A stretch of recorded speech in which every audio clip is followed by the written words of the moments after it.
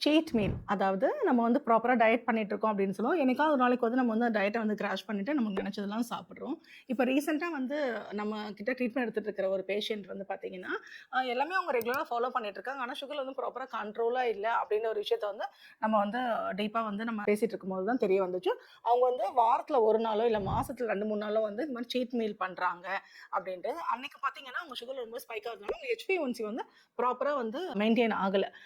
So சாதாரணமா பார்த்தீங்கன்னா, நீங்க வந்து ஒரு டயட் பண்றீங்க. நீங்க வந்து நான் டயபெட்டிக்கா இருக்கீங்கன்னா, அது கண்டிப்பா அது வேற விஷயம். ஆனா நம்ம ஒரு டயபெட்டிக் பேஷண்ட்டா இருந்தா நீங்க வந்து ப்ராப்பர் டயட்ட நீங்க டயட்டிங் பண்ணல. உங்க டயட்ட வந்து ரொம்ப ப்ராப்பரா ஹெல்தியா எடுத்துட்டு இருக்கிறீங்க. உங்களோட சுகர் கண்ட்ரோலுக்காக.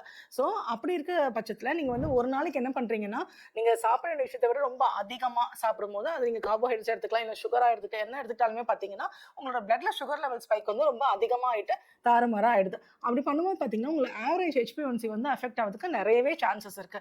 ஸோ இந்த சீட் டே அப்படின்னு பண்ணாம, உங்களோட ரெகுலர் டயட்ல உங்களுக்கு எப்பயாவது கிரேவிங் இருக்கு அப்படின்னு சொல்லும்போது, சின்ன சின்ன விஷயங்கள ஆட் பண்ணிக்கிட்டீங்கன்னு வச்சுக்கோங்களேன். அது வந்து உங்க பிளட் லெவல் வந்து HbA1cயும் இம்பேலன்ஸ் ஆகாது.